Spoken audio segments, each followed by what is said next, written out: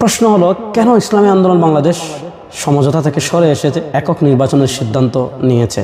এগুলোর উত্তর যদি আমি বিস্তারিত দেই, তাহলে এটা বাংলাদেশের ইসলামপন্থার জন্য এবং ইসলামী রাজনীতির জন্য একটা বিব্রতকর এবং মানুষের মধ্যে একটা ইসলামপন্থী রাজনীতি নিয়ে একটা অবিশ্বাস তৈরি হবে। তারপরেও কিছু কথা আমি বলি। সমঝোতা মানে কি? সবাই মিলে সিদ্ধান্ত নেবেন, সবার সিদ্ধান্তে যাকে যেখানে ফায়সালা হবে সে সেখানেই নির্বাচন করবে, এটাই তো সমঝোতা। এখানে প্রথম বিপত্তিটা বেঁধেছে যখন তফসিল ঘোষণা হলো মনোনয়ন সংগ্রহ করা কেন্দ্রিক। দেখা যাচ্ছে জামাতে ইসলামী প্রথমে কাউকে না জানিয়ে কয়েকজন ফরম তুলল, সিরাজগঞ্জে তুলেছে, আরও পাবনায় তুলেছে, আরও কিছু জায়গায় তুলেছে। ওই দিনে পিসাব চরমনায় আব্দুল্লাহ মোহাম্মদ তাহের স্যারকে দেখতে গিয়েছেন, তিনি অসুস্থ ছিলেন। তাকে যখন বললেন যে ভাই এগুলা কি, বলছে এটা আমাদের সেন্ট্রালি সিদ্ধান্ত না, একজন আবেগে করে ফেলেছে, আমরা সম্মিলিতভাবে সিদ্ধান্ত নেওয়ার পরই মনোনয়ন তোলা হবে। কিন্তু দেখা গেল পরের দিন ব্যাপক হারে জামাতে ইসলামেরা কি করলো, মনোনয়ন তুললো। এমনকি তাদের পেজেও তারা বললো যে এতজন কি করেছে, মনোনয়ন ফর্ম তুলে ফেলেছে, 200 কতজন সম্ভবত। তখন ইসলামী আন্দোলনও সারা দেশে নির্দেশনা দিয়েছে যে আপনারা আপনাদের মনোনয়ন, আমাদের প্রার্থীরাও ব্যাপক হারে কি করেছে, মনোনয়ন তুলেছে। মনোনয়ন যখন তোলা হয়েছে তো স্বাভাবিকভাবেই এর পরবর্তী ধাপ হলো যে তুলে ফেলেছে সবাই, যাকে সিলেক্ট করা হবে সে সবাইকে নিয়ে মনোনয়ন জমা দেওয়া হবে। এখন সিলেক্ট করতে হলে তো লিয়াজু কমিটির মিটিং লাগবে, সিদ্ধান্ত নিতে হবে। এই লিয়াজু কমিটির মিটিং নানা কারণে আজ না কাল, কাল না পরশু, পরশু না তরশু, এইভাবে পিছানো হয়েছে। তো দেখা যাচ্ছে পিছাতে একটা বৈঠক হয়, এই বৈঠকে একটা সিদ্ধান্ত হয়, পরের বৈঠকে দেখা যায় আগের সিদ্ধান্তকে আবার খণ্ডন করা হয়, আবার সিদ্ধান্ত, এইভাবেই চলেছে। মধ্যভাগে সবচেয়ে দুঃখজনক যে ঘটনাটা ঘটেছে সেটা হলো, আপনি 8 দলের সমঝোতায় আছেন, এখানে যদি অন্য কাউকে যুক্ত করতে হয় তাহলে আপনাকে সবাইকে নিয়েই করতে হবে, সিদ্ধান্তটা সবাই মিলে নিতে হবে। এনসিপিকে নেবেন, সবাই মিলে সিদ্ধান্ত নেন, কিন্তু দেখা যাচ্ছে এখানে একক সিদ্ধান্তে এনসিপিকে আপনার এখানে যুক্ত করা হয়েছে। এখানে আমরা যখন বলেছি তখন ওনারা বলেন যে বিএনপি তার শরিক দলের সাথে কি এত পরামর্শ করে। তো প্রশ্ন হলো, জামাত কি বিএনপি আর ইসলামী আন্দোলন কি বিএনপির অন্যান্য শরিক দলের মতো, বা 8 দলের সাথে যে দলগুলো রয়েছে সেগুলো কি বিএনপির অন্যান্য শরিক দলের মতো, যেগুলো নাম সর্বস্ব সংগঠন, তৃণমূলে কাজ নেই, এরকম তো না। তো দেখা গেল এনসিপিকে নেওয়া হলো একক সিদ্ধান্তে এবং ওনাদের মতো করে এনসিপিকে ওনারা 30টা আসন ছেড়ে দিয়েছেন। এবং পরবর্তীতে লিয়াজু কমিটিতে যখনই বসা হয় দেখা যাচ্ছে এমন বেশ কিছু আসন আছে যেখানে ইসলামী আন্দোলন প্রার্থী ও স্বাবলম্বী, আবার সাংগঠনিক কাজও খুবই ভালো।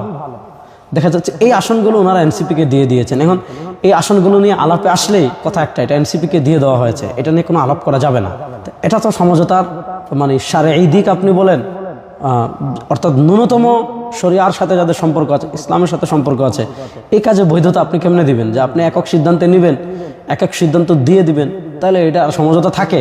সবচেয়ে বড় কথা হলো এখানে এত অতি রাজনীতি করা হয়েছে। যেমন আমি আপনাদেরকে আরেকটা উদাহরণ দিই। পিসাব চরমনায় জামাতের শীর্ষ নেতৃবৃন্দের সাথে বসেছেন, যখন 8 দলীয় বিভাগীয় সমাবেশগুলো শেষ হলো, তফসিল ঘোষণা হলো, তো পিসাব চরমনাইকে ওনারা বলেছেন যে আপনারা তো জরিপ করেছেন, আপনাদের কোন কোন আসনে কাজ ভালো আছে, কোন কোন আসনে কাজ খারাপ আছে, এগুলার তালিকা আপনারা আমাদের কাছে দেন। সেটা আমরা পাঠিয়েছি। আমি পিসাব হুজুরকে তখন বলেছিলাম যে এটা দেওয়ার দরকার নেই। হুজুর বলেছেন না, আমরা ওয়াদা দিয়ে আসছি, অবশ্যই দিতে হবে, ওয়াদার দাম অনেক বড় দেওয়া হয়েছে। আমরা এই যে দিয়েছি এটা কিন্তু আসন চাওয়া না, এটা ওনারা চেয়েছেন জরিপটা, এজন্য দেওয়া হয়েছে। কিন্তু আমরা দেওয়ার পরে আমার দেশে নিউজ হলো যে জামাতের কাছে ইসলামী আন্দোলন এতটা আসন চেয়েছে। প্রশ্ন হলো, আমরা যে জরিপটা দিলাম এটা আসন চাওয়া না, আপনারা চেয়েছেন যে আমাদের জরিপটা দেখতে, এই জন্য দেওয়া হয়েছে। তো প্রশ্ন হলো, এটা আমার দেশের কাছে যায় কেমনে? আর আমার দেশ কিভাবে নিউজ করে যে এতটা আসন জামাতের কাছে ইসলামী আন্দোলন চেয়েছে? এই পলিটিক্সটা শুধু ইসলামী আন্দোলনের সাথেই করা হয় নাই। দেখা যাচ্ছে বাংলাদেশ খেলাফত মজলিস, নিজামে ইসলাম পার্টি, সবাই থেকে বলা হয়েছে যে আপনারা কোন কোন আসনে কাজ ভালো, এই তালিকাটা দেন। সবাই দিয়েছে। তারপর সম্মিলিতভাবে নিউজ করা হয়েছে যে জামাতের কাছে 273-75টা আসন চায় শরিকরা। অর্থাৎ এই হাইপটা মিডিয়াতে এইভাবে তৈরি করা হয়েছে। এরপরে যখন এনসিপিকে নেওয়া হলো, এনসিপিকে নেওয়ার পর আমরা দেখলাম একটা অবিশ্বাস্য পরিবর্তন। সেটা হলো কি, আপনারা জানেন যে এনসিপি আমাদের যে মৌলিক যে দাবি আছে যে ইসলামের পক্ষে, ইসলামের বাক্সগুলো এক কাতারে আনা, এনসিপি এই থিমকেই ধারণ করে না। অর্থাৎ এনসিপি কখনো রাষ্ট্রীয়ভাবে ইসলাম প্রতিষ্ঠা, আমরা ক্ষমতায় গেলে বিচার করব ইসলাম অনুযায়ী, আমরা ক্ষমতায় গেলে সংবিধানে কোরআন বিরোধী যত ধারা আছে সব বাদ দেব, আমরা ক্ষমতায় গেলে অর্থনীতিকে ইসলাম অনুযায়ী সাজাবো, আমরা ক্ষমতায় গেলে ইসলাম বিরোধী যত আইন আছে সব বাতিল করব, রাষ্ট্রকে শরিয়ার আলোকে গঠন করব, এই থিমের সাথেই এনসিপি এক না। এবং এনসিপির স্পষ্ট কথা হলো এটা কোনো আদর্শিক জুটি না। এইরকম যখন দূরত্বগুলো তৈরি হয়েছে তখন দেখা যাচ্ছে ওনাদের কথা হলো ইসলামী আন্দোলন কত আসনে নির্বাচন করবে সেটা তাদের নির্বাহীতে যে সিদ্ধান্ত হয়েছে ওইটাই, এবং ইসলামী আন্দোলন কোন কোন আসনে নির্বাচন করবে তাদের নির্বাহীতে যে সিদ্ধান্ত হয়েছে ওইটাই। তারা যতটা বলবেন এতটাই আপনি, তারা যে যে আসনে বলবেন এতটাতেই আপনি, এবং তারা এনসিপিকে যে আসন দিয়ে দিয়েছেন, পৃথিবী উল্টে যাবে, সূর্য পশ্চিম দিক থেকে উঠে যাবে, এনসিপিকে দেওয়া কোনো আসন ফেরানো যাবে না। এখন দেখা যাচ্ছে আপনি যদি এই আচরণগুলো করেন যে আপনি যেখানেই বলবেন আমি ওখানেই নির্বাচন করব, আপনি যে আসনে বলবেন ওই আসনেই নির্বাচন করব, আপনি এনসিপিকে যেতগুলো দিয়েছেন এগুলো নিয়ে কোনো আলাপই করা যাবে না। এবং আরেকটা কথা বলি, আরেকটা তথ্য দেয় আমাদের পিশাব চরমোনাই ওনাদেরকে জিজ্ঞাসা করলেন যে আপনারা আমরা কত আসনে নির্বাচন করব, কি কি এগুলো সব জানতে চাচ্ছেন, আপনারা কত আসনে নির্বাচন করবেন। ওনারা বলেছেন এটা সিক্রেট, বলা যাবে না। তারপর পিশাব চরমোনাই যেন একটু রাগান্বিত হয়েছেন যে আমাদের সমঝোতা, আপনারা কত আসনে নির্বাচন করবেন না এটা জানতে পারবো না, এটা কোন ধরনের কথা।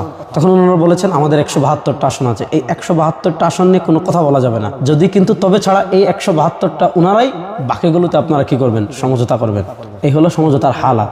এনসিপিকে যখন ওনারা ওনাদের মতো করেছেন, ধারণ করেছেন, এনসিপিকে যখন ওনারা ওনাদের মতো আসন দিয়েছেন, তখন আমরা দেখেছি যে ওনাদের আগের যে বক্তব্য, সেই বক্তব্য আর বর্তমান বক্তব্য অনেক ডিফারেন্স। এখন আর ওনারা শরিয়ার কথা বলেন না, এবং খ্রিস্টান প্রতিনিধিদের সাথে ওনারা স্পষ্ট ভাষায় বলেছেন যে খ্রিস্টান প্রতিনিধি এসে বাহির হয়ে যে বক্তৃতা দিয়েছে যে ক্ষমতায় গেলে ওনারা শরিয়া প্রতিষ্ঠা করবেন না, ওনারা পরে প্রতিবাদ দিয়েছেন, দিয়ে কি বলেছেন যে দেশের যে সিস্টেমেই চলছে এই সিস্টেমেই রাষ্ট্র চলবে, সংখ্যাগরিষ্ঠ মানুষের মতামত ছাড়া ওনার রাষ্ট্রের কোনো বিধান পরিবর্তন করবেন না।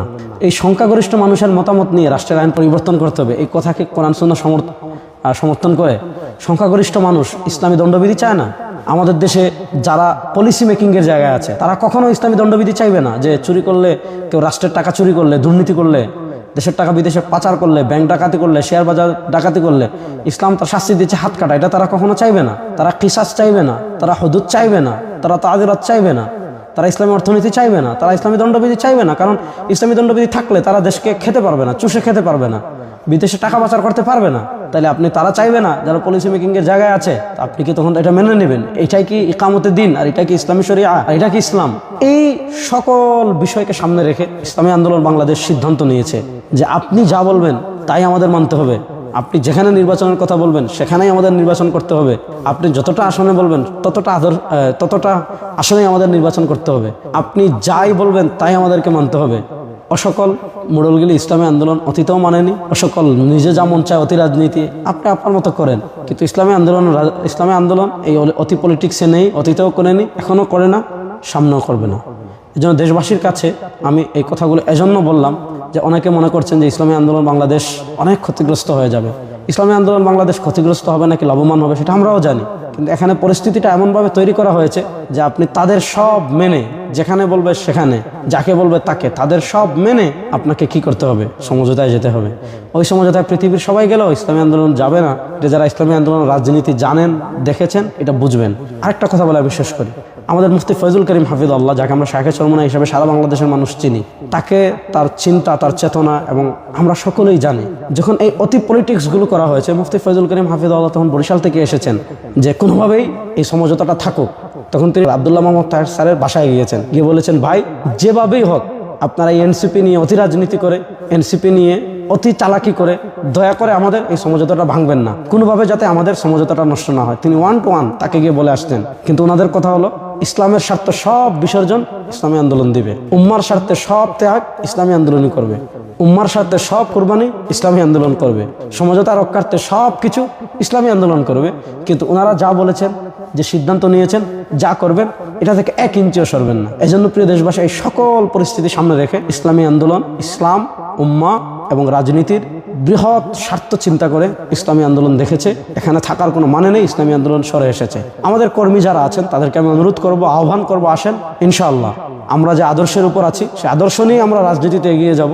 আমাদের আমিরের সিদ্ধান্তের উপর আমরা চূড়ান্ত আনুগত্য প্রদর্শন করে আমরা যেখানে আছি সেখান থেকে আমরা ইসলামী আন্দোলনের যে নির্বাচনী ইশতেহার আসছে সেই ইশতেহার নিয়ে আমরা মানুষের ঘরে ঘরে পৌঁছে যাব। আমি সবসময় বলি, আমরা যেই নিয়তে নামাজ পড়ি, যেই নিয়তে রোজা রাখি, যেই নিয়তে হজ করি, যেই নিয়তে জাকাত দেই, যেই নিয়তে তাহাজ্জুদ পড়ি, ওই নিয়তেই আমরা ইসলামী আন্দোলন করি। সুতরাং ইসলামী আন্দোলনের রাজনীতিতে অতি ধূর্ততা, অতি চালাকি, অতি পলিটিক্স এগুলো ইসলামী আন্দোলনের রাজনীতিতে নেই। আমরা যেভাবেই চলছি সেভাবেই এগিয়ে যাব ইনশাআল্লাহ। একদিন না একদিন এদেশে ইসলাম বিজয় হবেই হবে। আসসালামু আলাইকুম ওয়া রাহমাতুল্লাহি ওয়া বারাকাতুহু।